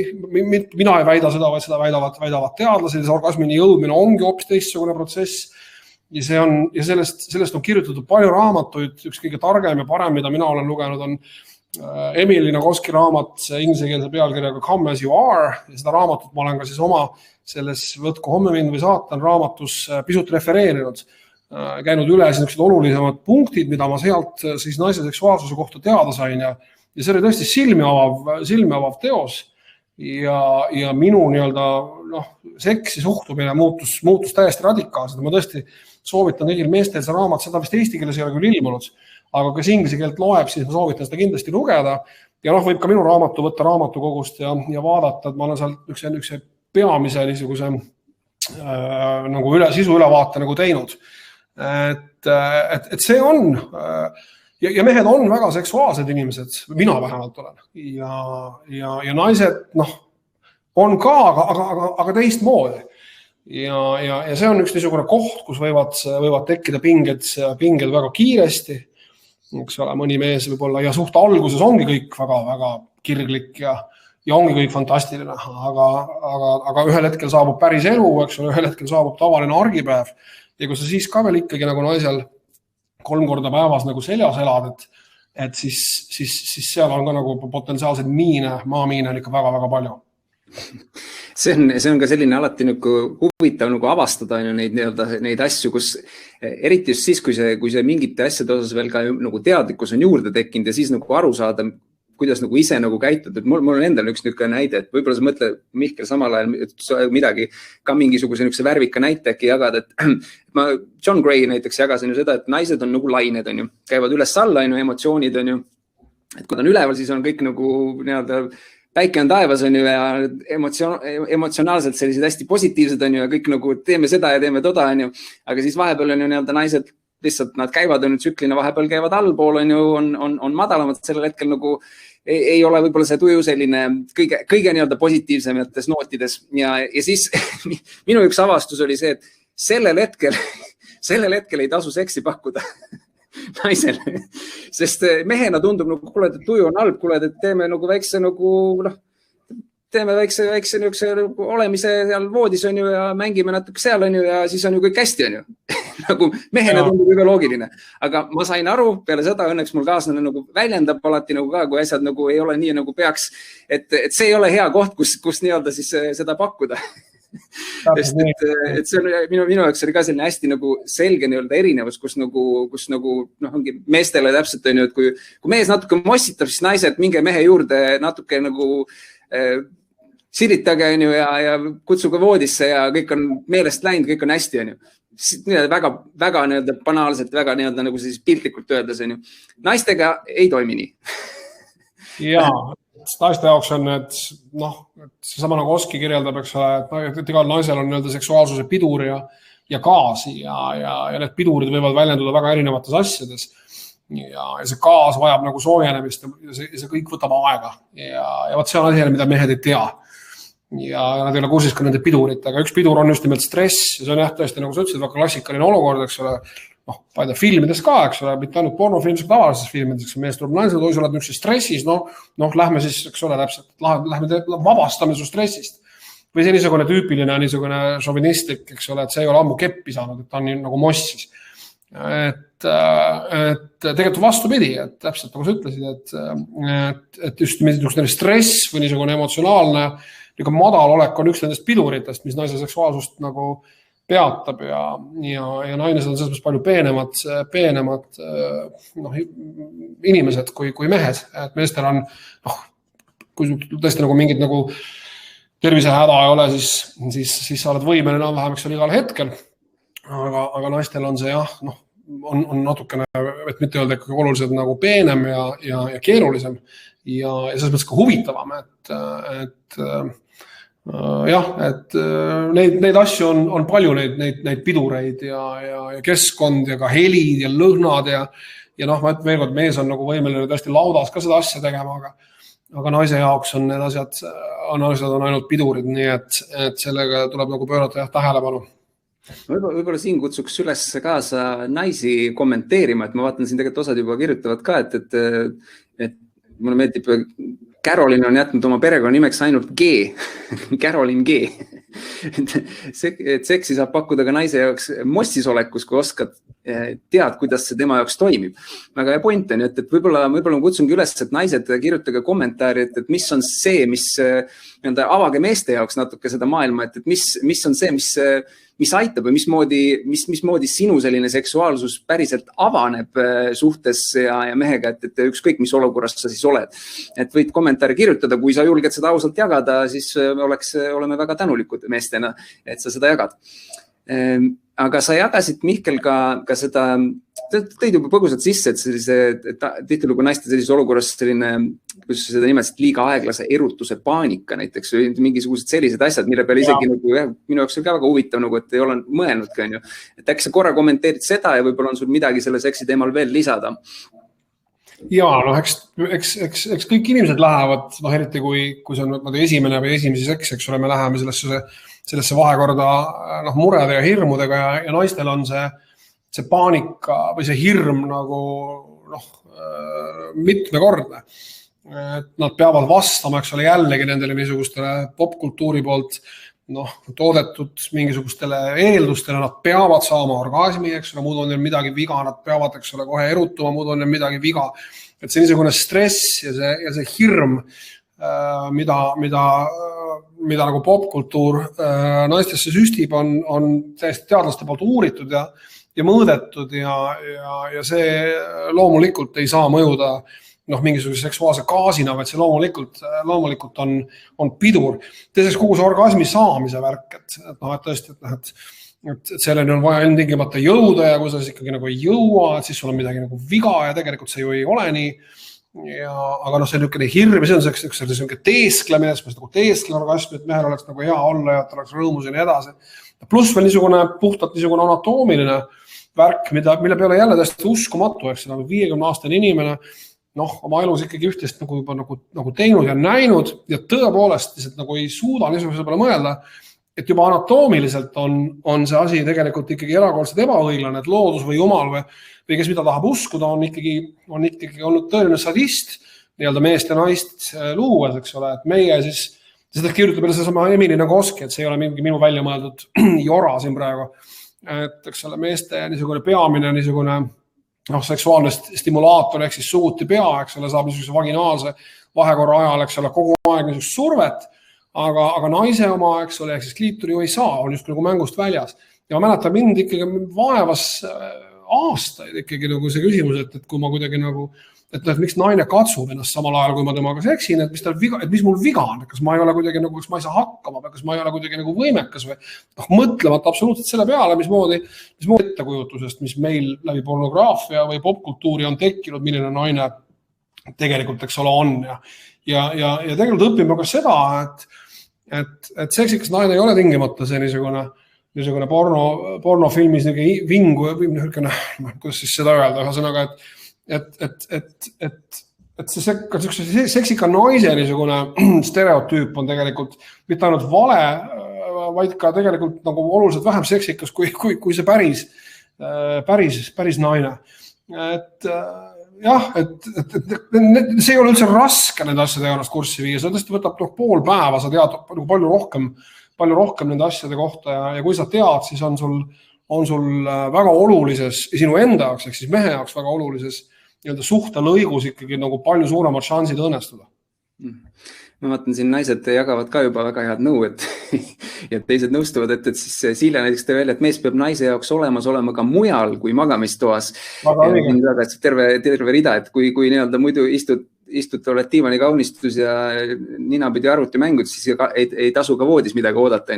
Et sellega ma vaatan, siin nõustusid väga paljud naised ja selline see pool ka, et kui tuleb luua selline meeleolu, et küünlad, lilled, nii edasi, et me võtame siit nii-öelda kommentaaridest, kaasame naiste tarkuseterasid, kes teavad palju paremini, kuidas seda teha, kui meie siin suudame välja mõelda. Keskkond, kõik, eks ole, meeleolu, keskkond, need on kõik väga olulised asjad. Palju olulisemad asjad, kui me arvame, et need on mehed siis. Just. Aga nagu iga asjaga, et ei ole niisugust ühte tõde, et ma nägin siin ka kommentaarides, et kes ütles, et on võimalik nii on ühes olukorras ja kes ütles, et kui ongi selline emotsionaalselt nii-öelda madalseis, et siis nagu ei ole väga üldse tõenäoline, et see sõltub ikkagist väga palju ka inimestest, me räägime väga stereotüüpsest, sellisest laiast lähenemisest. Aga ma läheks tegelikult siit edasi, et see on kindlasti väga-väga põnev ja me võikski selle juurde jääda, aga ma ütlen, et kui kui sa vähegi julged võtta kätte Mihkli raamatu, siis seal on sellest seksi teemast ka päris palju juttu ja miks ma ütlen julged on see, et ta väga-väga värvikalt ja väga sellise sõnavaraga sellest räägib, mis võib nii mõnegi esmapilgul ära ehmatada. Pointid ka, nii et... Jaa, ma nii palju vahele ütlen, et ta ei ole tegelikult väga ropp raamat. Et ta on üsna nii-öelda graafiline, nagu öeldakse vist inglise keeles, aga ta tegelikult ei ole väga ropp. Mõnes kohas on, aga siis need on olnud sellised kohad, kus ma ikkagi väga tõsiselt nagu kirjutades ka kaalusin, kas see roppus on siin põhjendatud või ei ole. Et kui see mõni ropp sõna on, siis ta on ikkagi väga konkreetse ja väga selge põhjusega, aga üldiselt ma üritasin sellest kuidagi nagu raamatut kirjutades jälgida, et see ei oleks esiteks niisugune lahe ropendamine, mis võib ka päris tore ja meelelahutuslik kohati olla, aga et seda ei ole vaja nagu karta. Just, aga räägime sellest kolmandast, mis me ka lubasime siin välja, et kuidas jääda ellu, kui kallim su maha jätab. Ja tegelikult ma tooks siia sellised lisanüansid veel juurde, et räägiks ka sellest, et mida teha siis pärast seda, kui see on juba toimunud, et kuidas nagu uude suhtesse siseneda või siis ka tegelikult kuidas remontida seda olemasolevat. Ehk et kui on nagu see seis, kus sa näed, et see asi on nii-öelda nagu karidele minemas või võib-olla ma tegelikult siinkohal võib-olla küsikski sinu käest kohe esimesena, kui sa ütlesid, et raamatut alustasid ka sellega ja tänast ka, et miks sa seda kirjutasid, et kui sa Liinalt kuulsid, et just kui tal on keegi teine silmapiiril või ma ei tea, kui nii-öelda nagu tõsine seda loli on ju, aga samas te suutsite sellest olukorrast tulla välja, kus te täna olete, ma saan aru, isegi veel tugevamas seisus, et mis seda võimaldas, et kuidas sa selleni jõudsid ja kuidas te selleni jõudsite Liinaga? Eks need on erinevad asjad ja sellised olukorrad on väga-väga erinevad ja sellised peale niisugust katastroofi tagasi kokku tulemised, aga üsna harvad olen ma aru saanud erinevate terapeutide inimestega rääkides, et see pigem on erand kui reegel. Tavaliselt lähevad ikkagi niisugused asjad nagu lahku ja lõhki ja eriti mehed ei suuda andestada. See on jällegi üks niisugune võib-olla mõneti võib-olla jälle niisugune katse midagi üldistada, kui see mehed on kuidagi nagu suudavad sellise asjaga kehvemini toime tulla kui naised. Aga minu nagu põhiline point ongi see, et tegelikult kõiki need lahkuminekuid ja kõiki need asju on nagu võimalik ennetada ja sellega tuleb teha tööd enne selle suhtega, mitte nagu pärast. Et tõsi, kui sul tõesti asjad peaks kuidagi niimoodi nagu kukkuma õnnelikult, et sul tekib nagu uus võimalus, siis loomulikult tasub sellega kohe töötama hakata. Aga tegelikult on selle kõige võimalik tegeleda juba enne seda nii-öelda lahkuminekut. Aga lahkuminekutest ja mahajätmistest, nendest on kirjutatud muidugi terve lugematu hulk raamatuid ja mine tea, võib-olla meiegi mitme tuhande, eks ole, inimese hulgas, kes nüüd praegu jälgib, on mõni inimene, kelle süda on murdunud. Ja kui on, siis uskuge, et esiteks me teame Rolandiga väga täpselt, mida see tähendab. Ja teiseks uskuge ka seda, et see asi läheb üle. Et see on üks niisugune põhiline ja valdav niisugune südame murdumise probleem. Et sa nagu tunned, et issand, et kas see kunagi saab läbi, eks ole, see tunne, see murdunud süda, see heartbreak, nagu inglise keeles öeldakse, see on füüsiline, see on õudne, see on, ma ei tea, kuidas seda on uuritud, aga kuidas seda üldse uurida saab, aga väidetavalt on see nagu hirmsuselt või niisuguselt talumatuselt järgmine asi peale lähedase inimese surma, sellega nagu toimetulek. Aga see saab läbi ja see ongi põhiline asi, ja see on põhiline mantra, mida nagu alati tasub korrutada, et need asjad lähevad üle, need asjad, see võtab aega, aga kui läheb nii, nagu minu elukogemus on näidanud, siis tegelikult on sellest väga palju kasu.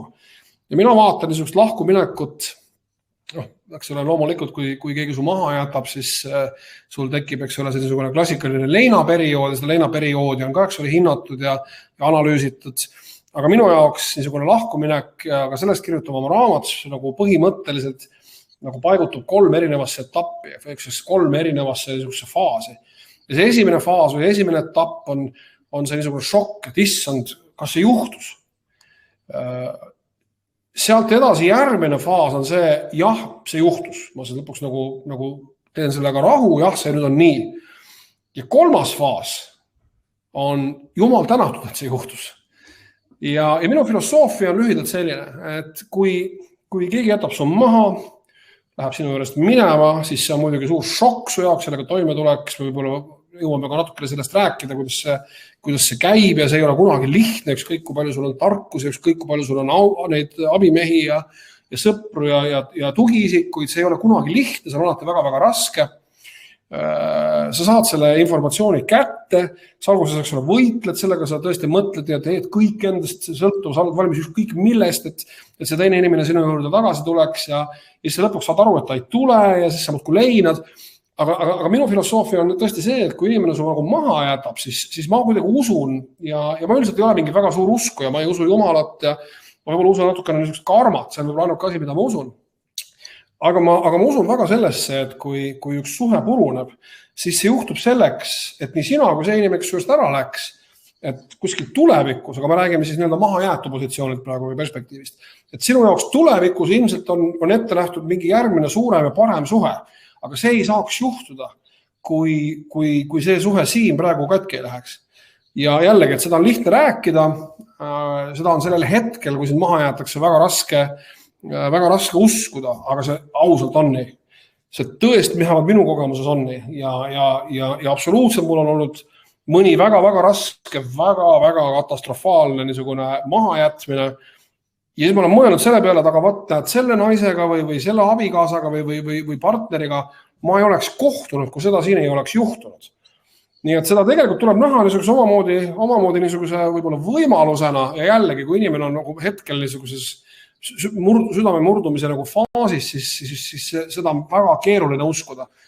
Ja see on hästi kummaline, kas pole omamoodi nagu paradoksaalne, eks ole, et ma ei tea, et oletame, et sa oled 4 aastat olnud nüüd suhtes, eks ole, sind jäetakse maha ja sa mõtled, et issand, et nüüd on mu elu läbi, sest ma ei suuda ilma selle inimeseta kuidagi elada.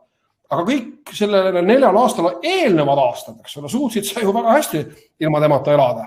Et tegelikult see ei ole objektiivselt, see ei ole nagu õige, see ei saa olla niimoodi, et sa ei saa ilma selle inimeseta elada. Saad absoluutselt.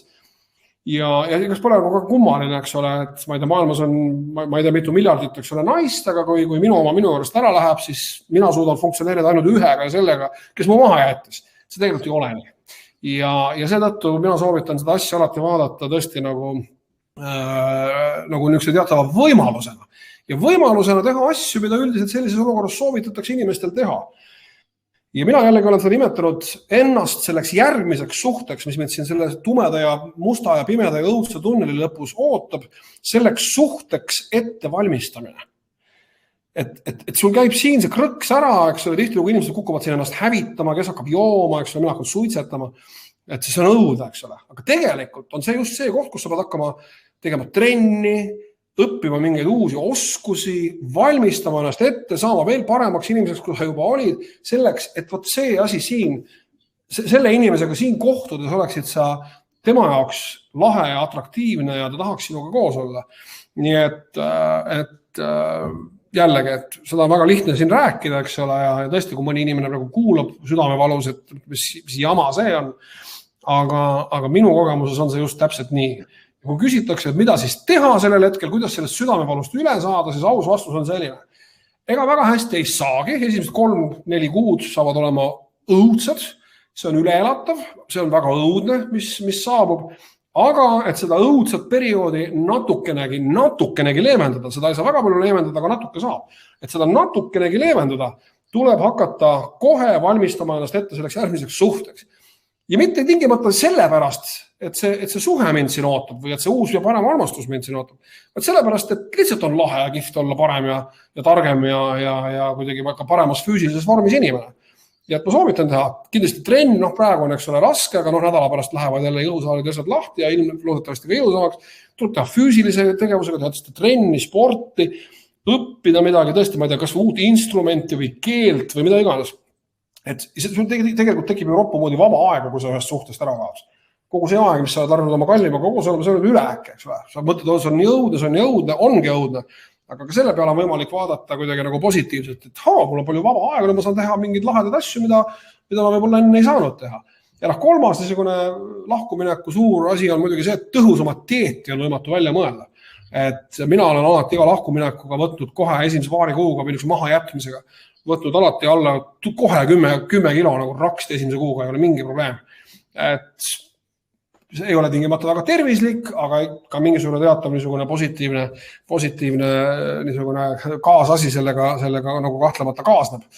Nii et veel kord, et see on raske, see on keeruline, aga see saab läbi esiteks ja teiseks ühel hetkel sa veel tänad nagu saatust või jumalat või keda iganes, mida sa usud selle eest, et see asi läbi sai. Siis see suhe. Ma olen igati nõus, et ma enda tagant järgi vaadates siis nagu ma arvan, üks asi, mis eelmine suve, kui lõppes, ma leidsin teile lauluõpetaja, ma hakkasin laulma ja mõned aastad hiljem andsin muusikaalbumi välja, ma panin seda inspireerivaid asju lauludesse ja täna on ju nii-öelda siis igapäevaselt endist teen hääleharjutusi ja see on nagu avastasin midagi, mis tegelikult mulle väga-väga meeldib, aga lihtsalt ma olin väga suur hirm selle ees ja ma ei osanud seda ja nii edasi, on ju. Leidsin kellegi, kes mulle tee kätte endis, on ju. Ja tegelikult, mis ma tunnen, et see veel aitas, et see aitas mul veel rohkem olla mina ise. Ja see aitas veel rohkem nii-öelda leida see õnnelikkus endas üles ja nii-öelda ma ütlesin järgmisse suhtesse minnes, on ju, ma olin õnnelik ilma, et ma seda teist inimest nagu vajaks, on ju. Nii tugevalt, on ju. Ja see läheb nagu väga hästi kokku sellega, mis just rääkisid, on ju, et siin ka osad inimesed ütlesid, kuidas sellist enesekindlust tagasi saada või kuidas jääda ise endaks, kui lahku minna ja nii edasi. Tulevad on ju sellised asjad, eriti nagu alguses on ju, aga samas on ju samad asjad, mis sa nagu ütlesid, on ju, kõik need aitavad kaasa, on ju. Sellega tekivad tohutud enesehinnangu probleemid, ma saan sellest aru, minul tõeb samamoodi. Ma tundsin ennast täiesti väärtusetuna, ma arvasin, et ma ei ole üldse mitte midagi väärt, eks ole, kui minuga niisugune asi on juhtunud. Ja enesehinnang loomulikult saab tohutu paugu, aga jällegi objektiivne tõde on see, et kui teine inimene läheb sinu juurest minema, siis sinu roll selle kõige juures on olemas, aga see ei tee sinust kuidagi automaatselt kehvemat või väärtusetumat inimest. Et see eneseväärikuse probleem muidugi jah, et see on ja ma saan aru, et seda ongi väga raske nagu säilitada. Aga veel kord, tuleb hoida meeles kogu aeg see teadmine. Tunneli lõpus ei ole mitte ainult valgus, vaid ka uus ja veel parem armastus. Kas see möödub on ju nagu see, mis see legendaarne ütlus on. aga see tuli veel uuesti üles, et kuidas sina ikkagist Liinaga, mis on see asi, mis aitas nagu teie nii-öelda suhtereele tagasi, on ju, et nii-öelda tagasi tuues, et ma usun, et ikkagist paljudel on ka ikkagist see soov, et nii-öelda see kuidagi äkki ehk õnnestub ikkagist päästa, on ju, kui sa oled selles seisus, kus on nagu nii-öelda, saate aru, on ju, mõlemalt poolt, et on remonti vaja või on vaja midagi muuta, on ju, kas see on siis lahkuminek või see on ju mingisugune teraapia või on see mingisugused muud asjad, aga kuidas võib-olla selle osas mõne nii-öelda märke veel, kuidas te saite nii-öelda asja nagu kokku lapitud uuesti ja toimima? Absoluutselt, et üldjuhul jah, tavaliselt suurem osa selliseid mahajätmisi ikkagi lõpeb sellega, et ei jääda kokku, ja isegi kui ära jalutanud kallim tuleb sinu juurde tagasi, eks ole, siis oled sina võib-olla selle aja peale juba saanud aru, et kui ta su niimoodi korra maha jättis, küllap jätab eks ole veel ja üleüldse oled kogu oma selle suhte tõenäoliselt ümber hinnanud. Aga teinekord on ka lihtsalt niimoodi, et inimesed nagu saavad aru läbi niisuguse katastroofi, miks neil nagu on koos kõige parem olla, miks nad koos kõige paremini funktsioneerivad ja sellise katastroofi tulemusel see võtab muidugi ropult aega. See ei ole paari kuu küsimus, minul käib see protsess tänase päevani, nagu ma ütlesin, ma käin nii üksinda teraapias kui ka oma abikaasaga me teeme teraapiat, et need asjad võtavad aega, aga tihtilugu on, või mitte tihtilugu, aga aeg-ajalt on see suhe, mis katki läks ikkagi väärt seda pingutust ja kui mõlemad sellesse usuvad, ükskõik siis mis põhjus need on. Kui mõlemad usuvad, et see on väärt seda pingutust, siis tuleb see pingutus nagu ette võtta. Ja see alati ei pruugi õnnestuda, mõnikord õnnestub, mõnikord ei õnnestu. Ma tahaksin öelda, et meil õnnestus, aga ma ütlen, et see on igikestev protsess ja ega ma ju ei tea, kuhu see tee viib. Ma võin praegu tunda, eks ole, et see meie suhe on kuidagi hoopis uuel tasemel ja öeldaksegi, et sellistest katastroofidest on võimalik tulla välja palju tugevama, nagu see enne koos olid ja ma väga usun sellesse. Aga ega ma seda ju enne ei tea, või ma ei saagi seda tegelikult kunagi teada ja võib-olla ongi hea, et ma ei saa. sest kui ma saan teada, et nüüd on kõik jälle võib-olla hästi, võib-olla ma vajun tagasi, eks ole, mingisse niisugusesse mugavustsooni ja hakkan jälle, eks ole, oma nüüd vanu mustreid kordama, et ma tegelikult peab olema kogu aeg see ora nii-öelda heas mõttes tagumikus nii ühel kui teisel partneril. Et ma arvan, et nii on see võimalik, aga tõsi see on, et see on võimalik.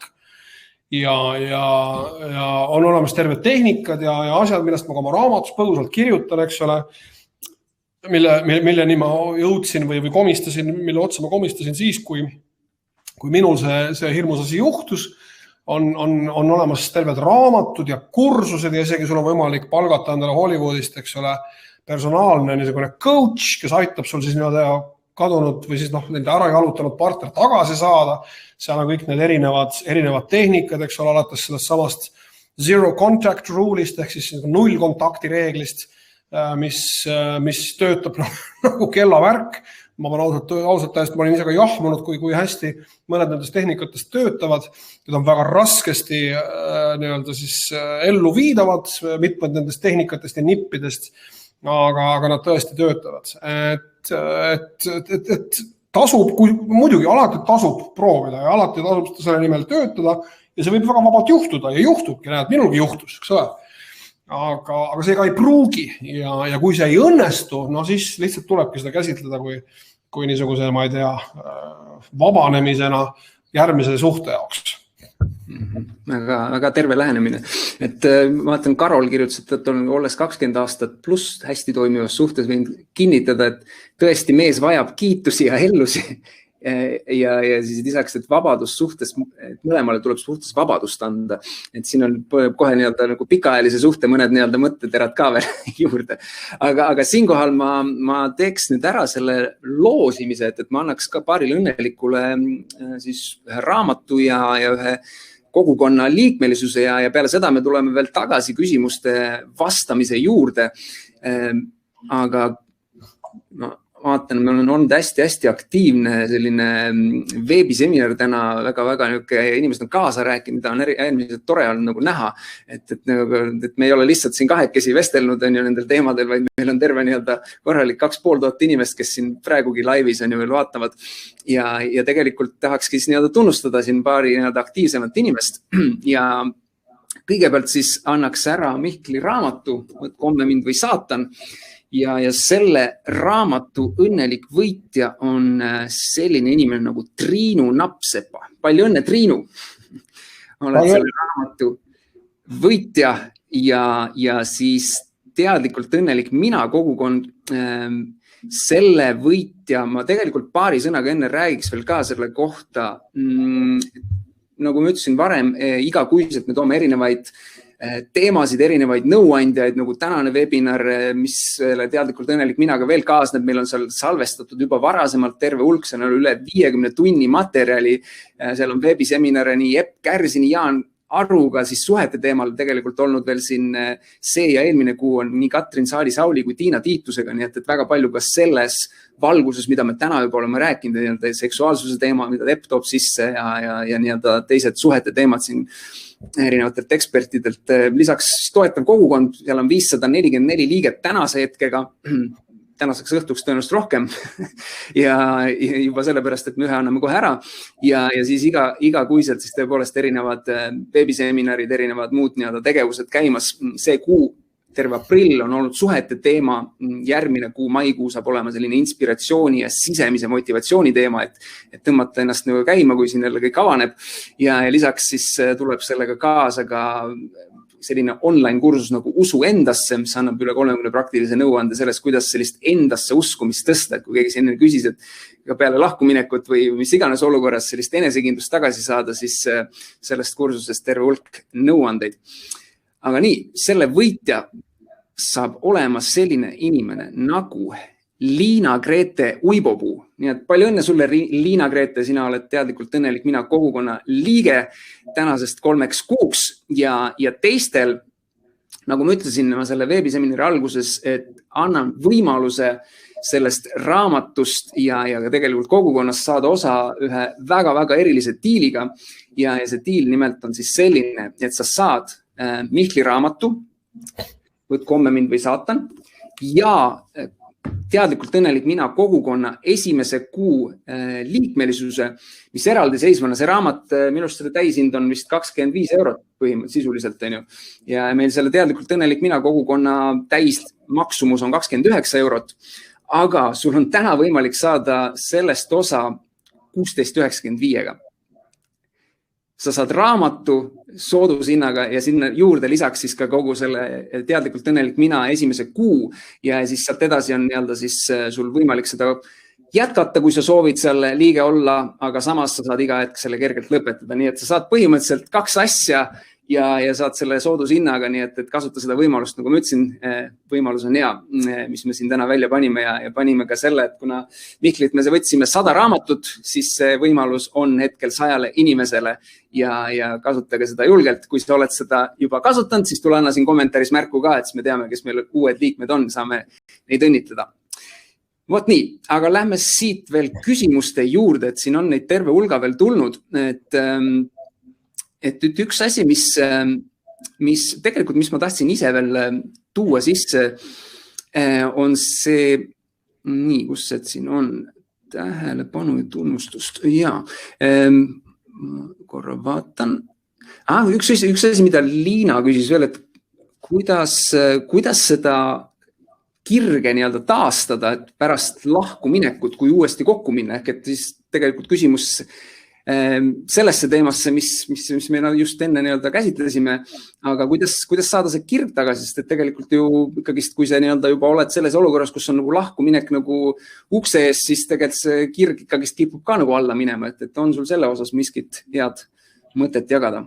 Ja, ma arvan, et see küsimus ei olegi niivõrd nagu ainult või peamiselt selle kire taastamises, kuivõrd usalduse taastamises. Ma arvan, et see on kõige keerulisem asi, kui ikkagi nagu üks või teine nii-öelda suhte pool on vahepeal ära käinud, et kuidas ma saan usaldada inimest, eks ole, kes midagi niisugust on minuga või siis temaga, eks ole, teinud, tema ei pruugi ka mind usaldada. Et see usalduse taastamine on kõige raskem, aga siin ei olegi midagi muud, kui see lihtsalt võtab aega.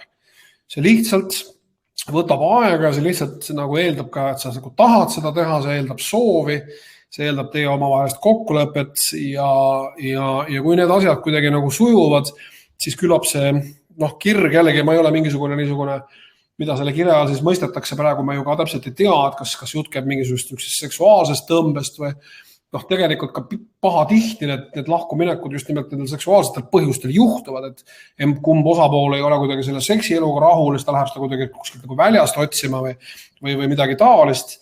Et ma arvan, et sellest kirest on olulisem jah, see usaldus, et kuidas ma seda taastan, aga nagu ma ütlesin, see ongi protsess ja mina ikkagi väga soovitan ikkagi seda sama teraapiat, ka mina suhtusin sellesse nagu aastakümneid niisuguse küünilise üleolekuga, et see on jälle mingisugustele jopskitele, eks ole, mingi niisugune mambo jumbo, eks ole, käib mingi terapeut ja võtab su nii-öelda oma konksu otsa, sa jäädki seal käima ja maksma talle tema seda tunnitasu, aga tegelikult nendest teraapiatest on väga palju abi.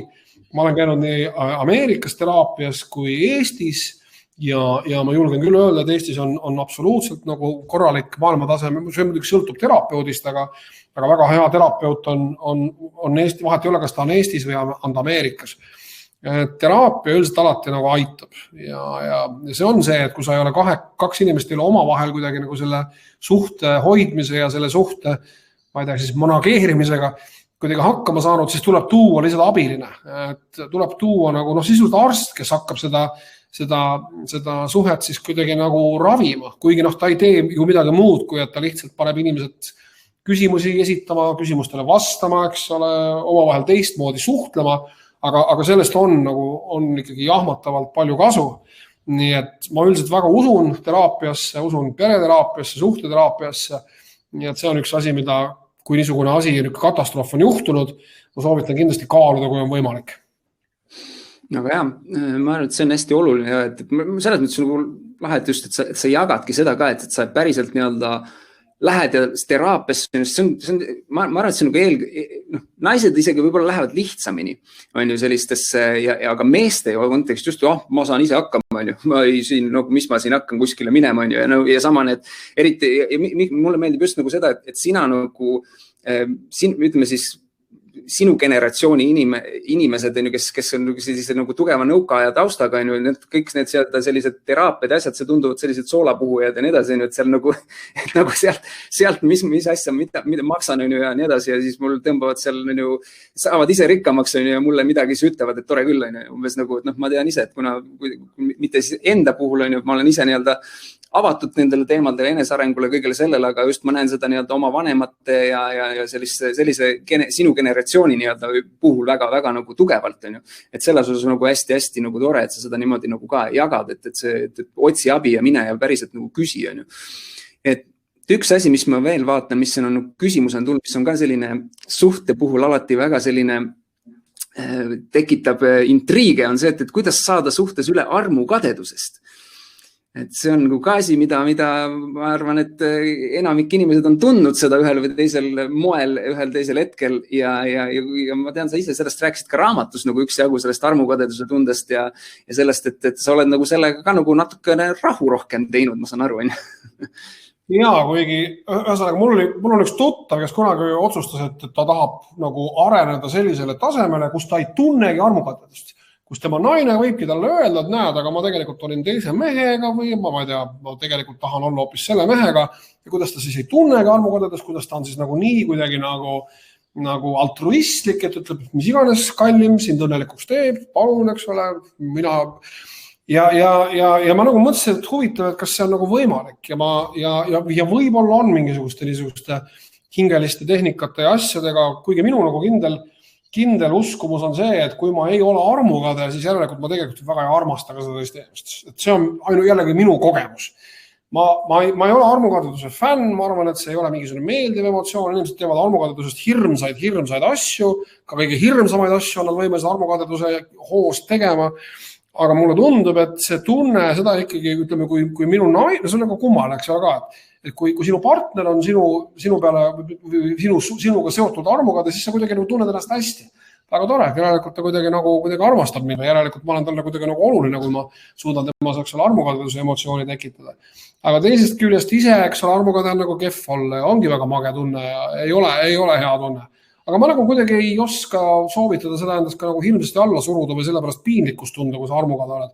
Ma arvan, see on loomulik ja see, ma arvan, ta kõneleb muidugi mitmest asjast, see armukadedus, seda ka jälle uuritud ja see on ka eraldi pikem teema, aga ma soovitan seda tunnet kuidagi nagu selles mõttes mitte eemale peletada, või teda ikkagi nagu kuidagi nagu emmata nii-öelda, et see on osa sinu tundeelust ja pigem annab see signaali sellest, et sul on tundeelu olemas.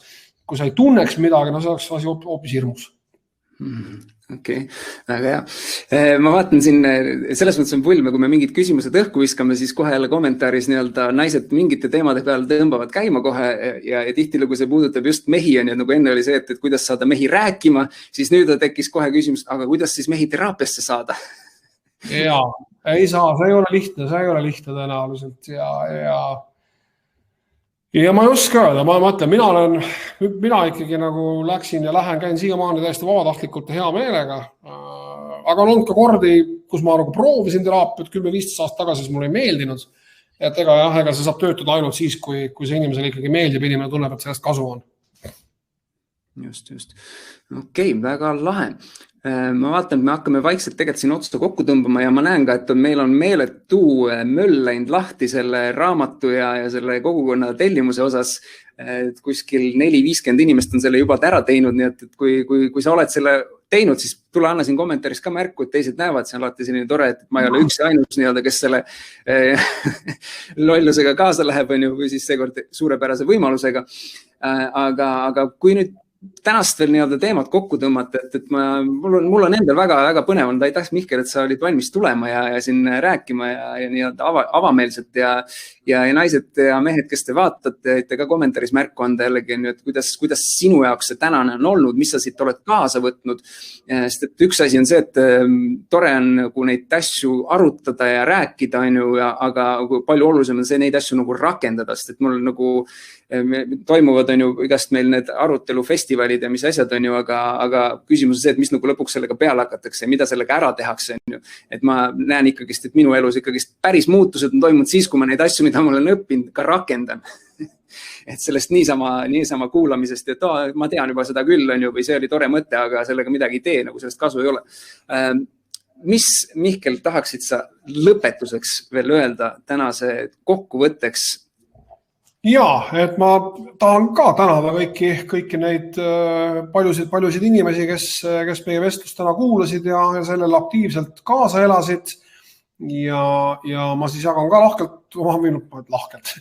Jagan siis ka oma emaili aadressi, kui kellegi võib-olla mõni asi jäi kripeldama või tahab midagi arutada või millegi peale mõelda, et siis mulle võib rahulikult ka e-kirja saata ja minu aadress on Maru Lihtne. Oled sa kindel?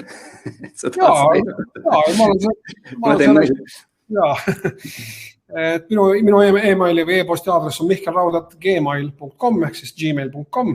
Aga lihtne, et tõepoolest, et ma ei pruugi võib-olla päris kohe niimoodi paari tunni jooksul jõuda vastata, aga ma ikkagi niimoodi 24 tunni jooksul üldiselt üritan inimestele tagasi jõuda, nii et kui on mingeid küsimusi või mõtteid või mida iganes, siis ma hea meelega kuulen teist.